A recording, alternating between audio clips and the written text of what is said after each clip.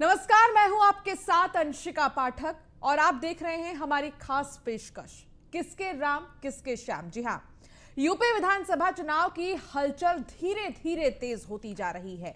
लगभग सभी दल चुनावी मोड में आ गए हैं। तो वही बात अगर हम पूर्व सीएम और समाजवादी पार्टी के मुखिया अखिलेश यादव की करें तो उन्होंने अपनी थीम सॉन्ग जारी की है, जिसके बोल हैं अखिलेश आ रहे हैं। सपा के इस थीम सॉन्ग में अखिलेश यादव की उपलब्धियां बताई गई हैं।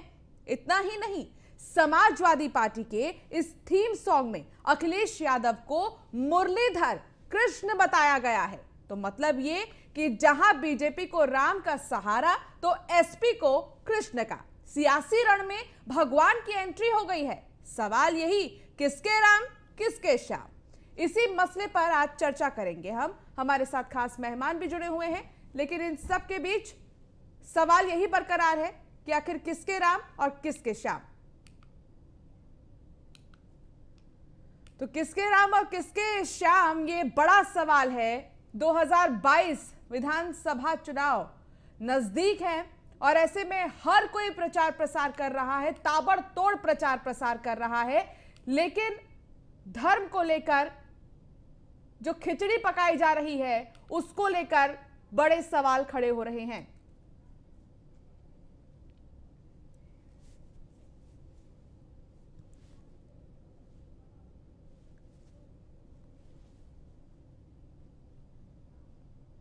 तो किसके राम और किसके श्याम, ये सबसे बड़ा सवाल है। आज इस पर हम चर्चा करेंगे। हमारे साथ खास मेहमान जुड़ गए हैं। राघवेंद्र सिंह, प्रवक्ता भारतीय जनता पार्टी के, हमारे साथ जुड़ गए हैं। नाहिद लहरी हमारे साथ हैं, सपा के प्रवक्ता, और कुछ ही देर में हमारे साथ प्रियंका गुप्ता, प्रवक्ता कांग्रेस की भी जुड़ेंगे। उनसे भी हम बातचीत करेंगे। लेकिन मेरा सबसे पहला सवाल आपसे होगा राघवेंद्र सिंह जी, कि ये जो मुरलीधर वेश में बदल कर आ रहे हैं, अखिलेश आ रहे हैं, ये जो थीम सॉन्ग निकाला गया है, इसे आप कैसे देख रहे हैं, समाजवादी पार्टी के इस नए थीम सॉन्ग को? देखिए, ये इससे भद्दा मजाक कोई हो नहीं सकता। आवाज इनको हो रही है अंशिका जी।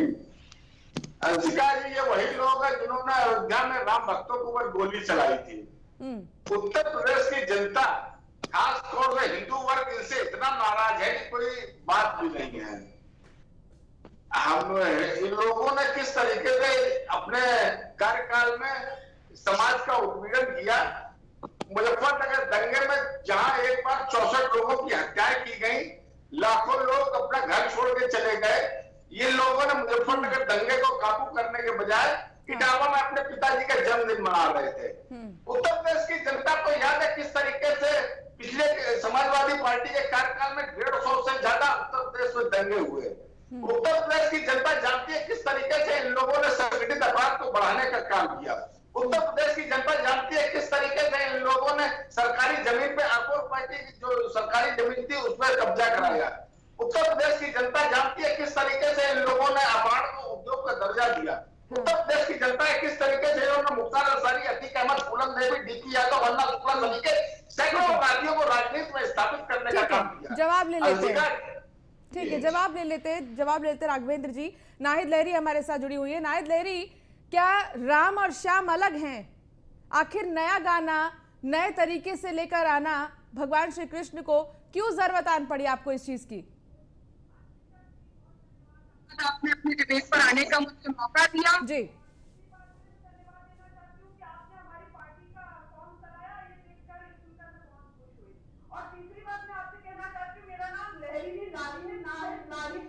ठीक है, ठीक है, मैं राष्ट्रीय प्रवक्ता हूं समाजवादी पार्टी। ठीक है। देखिए, जो आपके डिबेट का टॉपिक है और जिस प्रकार से बीजेपी के प्रवक्ता बात कर रहे हैं, मैं यही कहना चाहती हूँ कि उनकी बातों से ऐसा लग रहा है कि वो श्री कृष्ण जी को नहीं मानते हैं, या ये कहूँ कि पहले तो माननीय अखिलेश यादव जी के ही खटकते थे, क्योंकि माननीय अखिलेश यादव जी ही देश के और प्रदेश के एकमात्र ऐसे नेता हैं जो पिछड़े, दलितों, वंचितों, शोषितों, गरीबों, मजदूरों, किसान के सम्मान की लड़ाई लड़ते हैं। अभी तक केवल माननीय अखिलेश यादव जी खटकते थे और अब श्री कृष्ण जी भी खटकने लगते हैं। मतलब ऐसा ना करें, मैं तो उनसे यही निवेदन करूंगी, अरे वो दीवानों, ऐसा ना करो कि राजनीति के लिए श्री राम जी और श्री कृष्ण जी का नाम लेकिन एक विपक्ष होने के नाते नाहिद जी, मेरा सवाल आपसे ये है कि क्या आपके पास कोई और मुद्दा नहीं बचा जो आप अब राम और श्याम पर आ पड़े हैं, आप सारी ही पार्टियां? क्योंकि सवाल ये है कि इस कोरोना काल में आपके पास हजारों मुद्दे थे, हजारों मुद्दे 2022 विधानसभा चुनाव को कवर करने के लिए, लेकिन क्यों, यही क्यों? अंशिका जी, अब अगर आप मुझे 1 मिनट का अनइंटरप्टेड टाइम देंगी तो मैं आपको सब बातें बता दूं। सबको बराबर समय मिलेगा। शुक्रिया, धन्यवाद आपका। अंशिका जी, आप ये बोल रहे हैं, आप ये समझे कि भारतीय जनता पार्टी के राष्ट्रीय अध्यक्ष, उनका बयान आप देखिए, उन्होंने तो कह दिया कि मोदी जी भगवानों के भी नेता हैं। कहने का मतलब कि श्री कृष्ण जी और श्री राम जी के भी वो नेता हैं और तमाम भगवानों के भी वो नेता हैं। और चीफ मिनिस्टर जो उत्तराखंड के बीजेपी के चीफ मिनिस्टर तीरथ रावत जी, उनका भी बयान आया था कि मोदी जी जो है श्री राम जी जैसे पूजे जाएंगे। बात ये है कि अभी जो पंचायत चुनाव हुए थे, अभी 1 महीना पूर्व जो पंचायत चुनाव हुए थे, उसमें जो है जनता ने अपना अपार समर्थन दिया, विशेषकर महिलाओं, नौजवानों और किसानों ने समाजवादी पार्टी को अपना अपार जन समर्थन दिया, और जिसके कारण समाजवादी पार्टी की विशाल जीत हुई और भाजपा की जो है बहुत करारी हार हुई। और अगर आप बात करें श्री राम की धरती अयोध्या, कृष्ण जी की धरती मथुरा, काशी और संगम नगरी प्रयागराज, अपार प्यार, जिस अपार प्यार की आप बात कर रही हैं, वो 2017 में और 2019 में लोकसभा चुनाव में क्यों नहीं दिखाई दिया? कहाँ कमी आ गई आपकी पार्टी में? मैं आपको बता रही हूँ अंशिका जी, देखिए मैं भी ये बता रही हूँ, काशी सहित मथुरा और संगम नगरी प्रयागराज से भगवान जी और ईश्वर के साथ साथ संतों महंतों ने भी अपना समर्थन और आशीर्वाद केवल और केवल माननीय अखिलेश यादव जी को दिया और बीजेपी को दुत्कार दिया। अब आप ये बात करें कि ये समर्थन, ठीक है, एक बार रिएक्शन ले लेते हैं बाकी लोगों का भी आपके इस थीम सॉन्ग पर, क्योंकि आप बहुत ज्यादा खुश हो रही हैं। थीम सॉन्ग के बारे में भी हम जिक्र कर रहे हैं, तो ठीक है, एक रिएक्शन मैं बिल्कुल दूंगी। अभी हमारे पास समय है, नाहिद जी, अभी हमारे पास समय है। हमारे साथ प्रियंका गुप्ता है, कांग्रेस की प्रवक्ता। Priyanka ji, cut to cut सवाल, कैसा लगा आपको ये थीम सॉन्ग? कैसे, किस नजर से आप देख रही हैं इस चीज को? देखिए, मेरे और मेरी समझने से कुछ फर्क नहीं पड़ता। मैं ये समझती हूँ कि यहाँ पर इस देश में 33 करोड़ देवी देवता हैं और सभी जो है, सभी को अधिकार है, संवैधानिक अधिकार है कि कोई जिस भी आस्था रखता हो, जिस भी देवता में आस्था रखता हो, जिस भी देवी में आस्था रखता हो, जिस तरह की पूजा में आस्था रखता हो, वो उस तरह का जो है अपना अनुष्ठान कर सकता है, उनको मान सकता है, उनको जा सकता है, पूजा कर सकता है। पर वास्तविकता ये है कि समस्या इस देश के देवी देवताओं की नहीं है, समस्या इस देश में 133 करोड़ की जो जनसंख्या है उसके पास जो है समस्याएं हैं कि उसको जो रोजगार है, उसकी जो सुरक्षा है, उसको जो महंगाई है, जो महामारी के समय उसने परेशानियां उठाई हैं, और उसके साथ में आज जो बेरोजगारी का संकट सामने खड़ा हुआ है, तो ये समस्याएं हैं इस देश की। तो समस्या भगवान नहीं है, भगवान तो अपनी रक्षा खुद ही कर सकते हैं और भगवान अपने आप में पूरी तरह से जो है। सवाल ये है प्रियंका जी कि चुनाव के आते ही क्यों धर्म की राजनीति लोग करने लगते हैं? भाई, पहले कहा जा रहा था राम के नाम पर बीजेपी राजनीति कर रही है, ये विपक्षियों का ही कहना था। अब विपक्षी कह रहे हैं कि मुरलीधर वेश बदल कर आ रहे हैं, अखिलेश आ रहे हैं। प्रियंका जी, अब क्या तुलना अब मुरलीधर की अखिलेश यादव से की जा रही है? ये तो बीजेपी पार्टी बेहतर बता पाएगी कि जिन्होंने राम की राजनीति की होगी और अब जो है दूसरी पार्टियां अन्य देवी देवताओं की राजनीति कर रहे हैं। हमारा जो मेन मुद्दा है, जो कांग्रेस पार्टी का मेन मुद्दा है, वो इंसान और इंसान की समस्याएं हैं, जो आज की समस्याएं हैं। तो हम उन्हीं की आवाज उठा रहे हैं और हमारा मेन एजेंडा वही है कि सबको समान दृष्टि से देखा जाए, किसी को इस तरह से भेदभाव नहीं किया जाए। इसलिए इस चीज को लेकर कि वो राम को पूजता है, वो हनुमान को पूजता है या वो कृष्ण को पूजता है, इस विचारधारा में नहीं पड़ना। हमें आज जो समस्याएं हैं जनता की, उसी में पढ़ना है और उसी को आगे बढ़ाना है और उससे मुद्दों से भटकना नहीं। बिल्कुल, आप ठीक कह रहे हैं, मुद्दों से नहीं भटकने की जरूरत है। ठीक है, मैं आपके पास वापस आऊंगी प्रियंका जी। हमारे साथ राघवेंद्र जी भी जुड़े हुए हैं। राघवेंद्र जी, आप पर तमाम आरोप लगे कि राम के नाम पर राजनीति करती है भारतीय जनता पार्टी, राम नाम लेकर वोट बैंक कलेक्ट करती है, तमाम तरीके के आरोप लगे हैं, क्या कहेंगे आप अभी? अरे इनके तो राष्ट्रीय अध्यक्ष नड्डा जी ने कह दिया कि मोदी जी भगवानों के भी नेता है। माननीय एक सेकंड नाहिद जी, मेरा सवाल आपसे नहीं था, मेरा सवाल आपसे नहीं था। जब आपसे पूछूंगी तो आप जवाब दीजिएगा। राघवेंद्र जी बोलिए। जनता पार्टी छाती छोड़ के कहती है राम जन्मभूमि के साथ खड़ी है। भारतीय जनता पार्टी छाती छोड़ के कहती है कृष्ण जन्मभूमि के साथ खड़ी है। भारतीय जनता पार्टी छाती छोड़ के कहती है 370 के साथ खड़ी है, एनआरसी सीएए के साथ खड़ी है। अच्छा, ये जो समाजवादी पार्टी के प्रवक्ता बैठे हुए हैं, ये इन विषय में अपनी पार्टी लाइन बताए। वास्तविकता तो है भारतीय जनता पार्टी ने जो विकास के एजेंडे में जो पिछले 5 साल 4.5 साल जो काम किया है, उससे ये लोग घबरा गए हैं। हम लोगों ने 4 लाख सरकारी नौकरियां दी हैं, हम लोगों ने 11,000 करोड़ से ज्यादा लोन बांटे हैं। हंसने की क्या जरा बता दीजिए, मैंने जो बताया पार्टी लाइन बता दीजिए, जन्मभूमि में अपनी पार्टी लाइन बता दीजिए। आप राम जन्मभूमि में पार्टी लाइन बता दीजिए। आप लोगों ने राम जन्मभूमि में मंदिर बनना होगा कितना चंदा दिया? अरे आप लोग राजनीति करते हैं, आप लोग किसी विषय में आपकी पार्टी लाइन नहीं। धारा 370 में आपकी पार्टी लाइन क्या है? राम जन्मभूमि में आपकी पार्टी लाइन क्या है? आप उसके पक्ष में कि विपक्ष में? किस जन्मभूमि में जिसका आप लोग रूपक कर रहे हैं, भगवान श्री कृष्ण का रूप रख रहे हैं, उसमें आप बताइए उसमें क्या आपकी पार्टी लाइन क्या है? जो कंठ तक भ्रष्टाचार में डूबी है। अपराधी पार्टी आप लोगों ने राजनीति का अपराधीकरण किया है। ठीक है, एक सेकंड।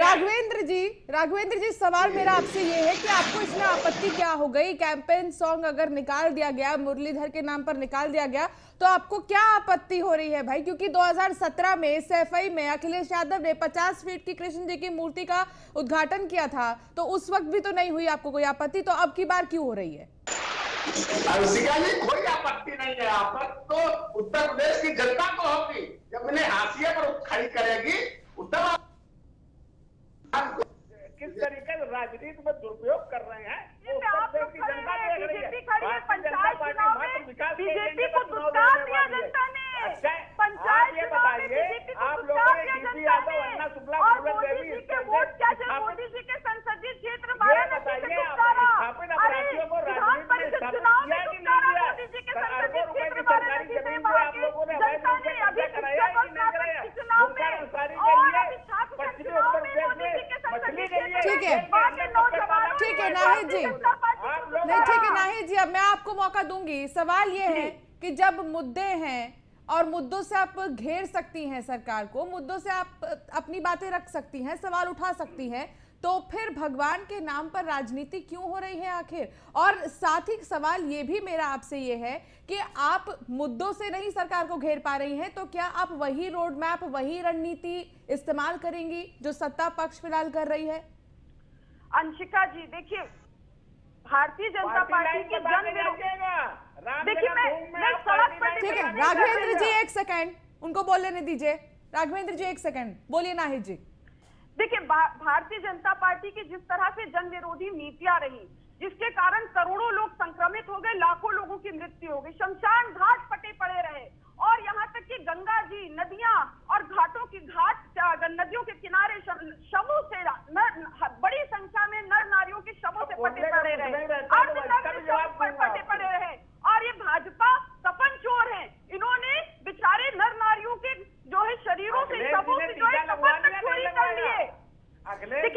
सवाल मेरा कुछ है, आप जवाब कुछ दे रही है। सवाल मेरा ये है कि आपके पास अनगिनत मुद्दे हैं, तो आप वही फॉर्मूला क्यों अपना रही हैं अपनी पार्टी के लिए? वही फॉर्मूला क्यों खेल रहे हैं चुनाव के लिए? आप अपनी नया फॉर्मूला बनाइए ना।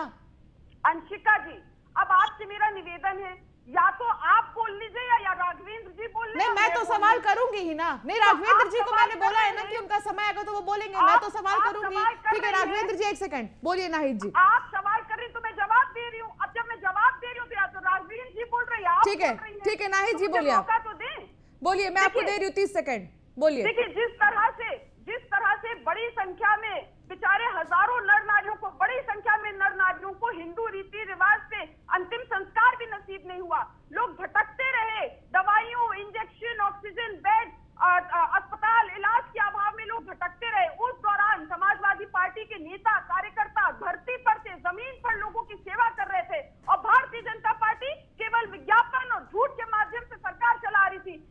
इसी का नतीजा है, इसी का परिणाम ये हुआ कि पंचायत चुनाव में भारतीय जनता पार्टी को लोगों ने दिया, निकाल के बाहर, और समाजवादी पार्टी को अपना समर्थन दिया, अपना आशीर्वाद दिया, और विशाल जीत हुई। ठीक है नाहिद जी, मैं एक बार फिर से वो थीम सॉन्ग सुनाना चाहती हूँ ताकि वो दर्शक भी सुने कि आखिर उस थीम सॉन्ग में वर्डिंग्स क्या यूज किए गए हैं और उस थीम सॉन्ग में क्या कुछ और खास है। एक बार वो थीम सॉन्ग चलाएं।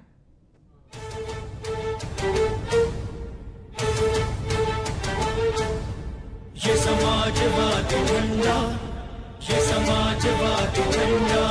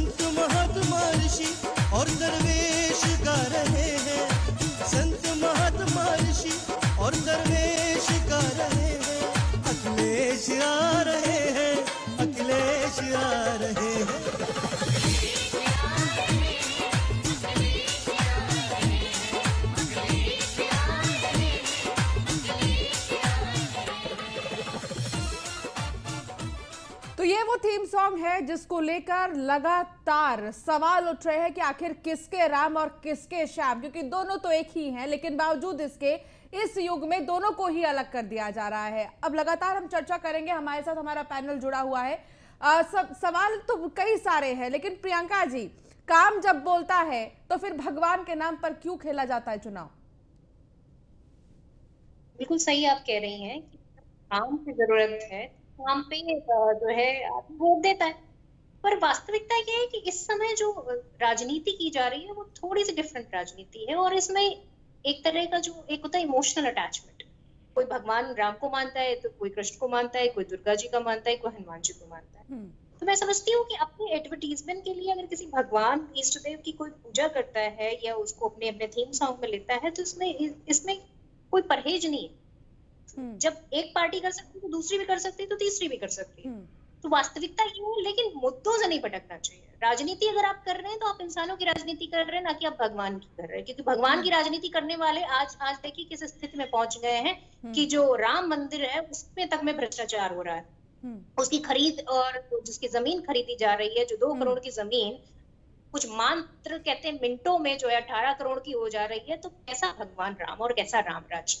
तो आदमी ये देखता है, जो इस प्रदेश की जनता है, बल्कि पूरे देश की जनता, राम जी के मंदिर के नाम पर, आस्था के नाम पर जो चंदा दिया गया था वो पूरे देश से इकट्ठा किया गया था। और ये पैसा जरूरी नहीं किसी अमीर इंसान ने दिया था, ये मीडियम क्लास, मिडिल क्लास, जनता को भी काम चाहिए, जनता को काम चाहिए। भगवान को तो हर कोई अपने घर में याद करता है और अपने मन में रखता है। नेताओं से सुनने की उन्हें जरूरत नहीं है, लेकिन काम चाहिए, जो कि भगवान कैसे करेंगे? नेता है, नेता को चुना गया है काम के लिए, तो वो काम करके देंगे तो ही ना वोट मिलेगा। और आप देखेंगे तो वाकई में भयावह है इस समय जो बेरोजगारी का आंकड़ा है, वो भयावह है। जबकि मीडियम क्लास, करोड़ों मीडियम क्लास, 1 करोड़ से भी अधिक मीडियम क्लास जो है वो लोअर क्लास में जा चुका है, जस्ट बिकॉज ऑफ कि ये कोरोना काल था, महामारी थी और रोजगार उत्पन्न नहीं किए गए। और जिस तरह से कोई प्लानिंग नहीं की, आज भी आप देखिए कि तीसरी लहर की भी कोई इंतजाम नहीं है। वैक्सीनेशन की अगर बात की जाए तो अभी लखनऊ में कुछ ऐसे एरिया है जहां पर 0 वैक्सीनेशन हुआ है।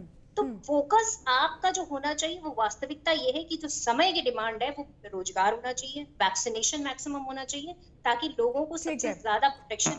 ठीक है, अब आगे कमेंट ले लेते हैं नाहिद से। नाहिद जी, आप कुछ कहना चाह रही हैं? जोड़ा जाए तो पर रखा जाए। अंशिका जी, मैं ये कह रही हूँ कि देखिए भाजपा जो है भ्रष्टाचार में कंठ तक डूबी है। ये जब सरकार में आए थे तो 2 मुद्दे लेकर आए थे कि अब की बार महंगाई पे मारो, भ्रष्टाचार खत्म करेंगे, और दोनों ही में विपरीत हो गया है। महंगाई चरम पर, भ्रष्टाचार तो कंठ तक डूबी हुई है। इनके भ्रष्टाचार का अंदाजा इससे लगाइए कि मुरादनगर में नवनिर्मित शमशान घाट की छत बीजेपी के भ्रष्टाचार के चलते धराशायी हो गई। बहुत बड़ी संख्या में लोगों की मृत्यु हो गई, वहां की धरती खून से लाल हो गई। और ये पार्टी तो महा डकैतों, जहरीली शराब माफियाओं की पार्टी है।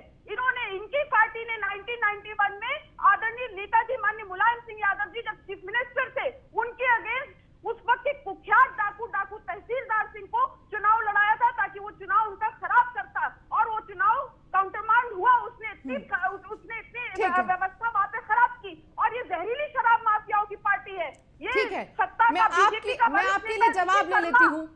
आपके लिए जवाब ले लेती हूँ राघवेंद्र जी से कि क्या कहेंगे, क्योंकि ये अपने डाटाज निकालते हैं, ये अपने आंकड़े गिनाते हैं ना, तो एक बार इनसे मैं जवाब ले लेती हूँ। नाहिद जी एक सेकंड बस। राघवेंद्र जी, तमाम सवाल हैं आप पर, तमाम तरह के मुद्दे हैं जिनसे इस बार आप घिरेंगे। 2022 की जो विधानसभा के चुनाव हैं वो आपके लिए चुनौतीपूर्ण होने वाले हैं।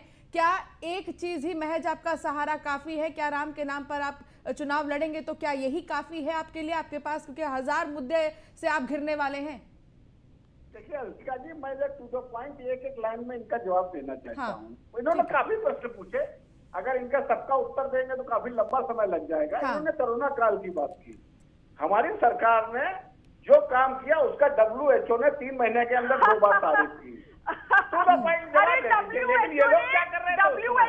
ये लोग जो है समाजवादी पार्टी अखिलेश यादव, वो कह रहे हैं भारतीय जनता पार्टी की वैक्सीन है, मैं नहीं लगवाऊंगा।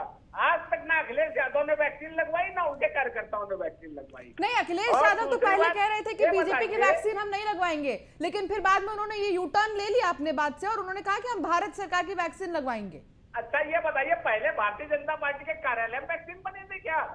ये उत्तर प्रदेश सवाल तो यही उठा रहा है ना कि भारतीय जनता पार्टी ने बनाया था या हमारे डॉक्टर्स और साइंटिस्ट ने बनाया था? मत करिए, मेरी बात पूरी हो जाने दीजिए। ये वही लोग हैं जब इटावा में उत्तर प्रदेश के मुख्यमंत्री जाते हैं तो हेलीपैड को गंगा जल से धोने का काम करता है। अरे मान्यवर, कोई थोड़ा सैनिटाइजर छिड़क देते, कोई उत्तर प्रदेश की जनता का भला हो जाता। मुझे याद है समाजवादी पार्टी के यादव मुलायम सिंह यादव जी जब उत्तर प्रदेश के मुख्यमंत्री थे तब एक स्थापित डकैत की जो ऑडियो टेप वायरल हुआ था मुलायम सिंह यादव से बात करते भारतीय जनता पार्टी अपराधिक पार्टी है। मैं 1 दर्जन नाम गिरा दूं जो लोगों ने फूलन देवी तक तो आप लोगों ने टिकट दिया। आप क्या बात करते हैं? भ्रष्टाचार की बात करते हैं। सीसीएम भर्ती घोटाला आपका सुना नहीं हुआ, जिसमें जो है सैकड़ों की संख्या में एक ही जात के लोगों को पैसा देकर के स्थापित किया गया। आगरा एक्सप्रेस में आप लोगों ने भर्ती दो, आगरा एक्सप्रेस में आप लोगों ने घोटाला किया। आप लोग घोटालेबाज पार्टी। अच्छा ये बताइए, मुलायम सिंह यादव और अखिलेश यादव दोनों लोगों ने क्या काम किया? लखनऊ में 500 करोड़ का होटल बन रहा है। ठीक है, आप लोग ठीक है, मैं आप दोनों से ही निवेदन करूंगी कि प्लीज एक एक करके बात करिए आप लोग। डिबेट ऐसे नहीं होता है, डिबेट ऐसे नहीं होता है। एक एक करके आप लोग बात करिए क्योंकि समय की भी कमी है हमारे पास। देखिए समय की भी कमी है हमारे पास और साथ ही बहुत ही ज्यादा संवेदनशील मुद्दा है, हर किसी के आस्था से जुड़ा हुआ मुद्दा है। तो इसमें मैं यही निवेदन करूंगी आपसे कि आप एक एक कर अपनी बात रखें। अगर आपकी कोई सवाल है तो मैं उसे जरूर फॉरवर्ड करूंगी। प्लीज घनश्याम जी अपनी बात कंप्लीट कीजिए। ठीक है, राघवेंद्र जी अपनी बात पूरी कीजिए। अरे क्या आप जवाब देंगे? आप ये पार्टी लाइन बता दीजिए, आपकी क्या राम जन्मभूमि में आप क्या बात करेंगे? धारा 370 पार्टी लाइन बता दीजिए। अरे आप लोग उत्तर प्रदेश। चलिए ठीक है, एक आखिरी कमेंट मैं हर किसी से 20-20 सेकंड आखिरी कमेंट लेना चाहूंगी। प्रियंका जी अब आपकी क्या रणनीति है? कांग्रेस पार्टी की क्या रणनीति है? क्या कांग्रेस पार्टी एक बार फिर से किसी के साथ आने का सोच रही है क्या 2022 विधानसभा चुनाव में? बता के जाइए। उत्तर प्रदेश और देश की जनता को गुमराह करते हैं।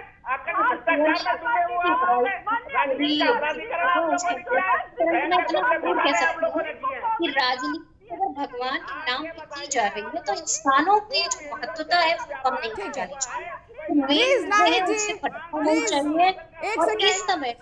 राघवेंद्र जी और नाहिद जी, मैं आप दोनों से ये रिक्वेस्ट करूंगी कि 2 मिनट आप शांत रहिए। प्रियंका जी कुछ बोल रही है, प्लीज सुन लीजिए। और उसके साथ में बेरोजगारी जो मुंह फाड़े खड़ी हुई है और जिसकी वजह से आज आम आदमी परेशान है, कितने लोगों ने सुसाइड कर ली है, कितने बच्चे अनाथ हो चुके हैं, समस्याएं मोबाइल सामने खड़ी है जिसका समाधान सरकार के हाथों में है। अगर सरकार इस बार ये समाधान नहीं निकाल पा रही, आपने महामारी के समय किस तरह से अव्यवस्थाएं देखी, किस तरह से जो है सरकार जो है ना ऑक्सीजन मुहैया करा पाई, ना ही जो है किसी तरीके का जो है अस्पताल में व्यवस्था हो पाई, और कितने सारे लोगों को आप सवाल तो देखिए तमाम है, सवाल तो बहुत सारे हैं लेकिन समय की भी कमी है। लेकिन बहुत शुक्रिया आप सभी मेहमानों का, आप हमारे साथ जुड़े, आपने चर्चा की इस खास मुद्दे पर कि आखिर किसके राम और किसके श्याम, क्योंकि 2022 विधानसभा चुनाव को लेकर सारी पार्टी प्रचार प्रसार में जुट गई है। लेकिन सवाल यही है कि जब काम बोलता है तो नारों पर दाव क्यों खेला जाता है। चलिए फिलहाल इस बुलेटिन में इतना ही। आप बने रहिए न्यूज़ 1 इंडिया के साथ। नमस्कार।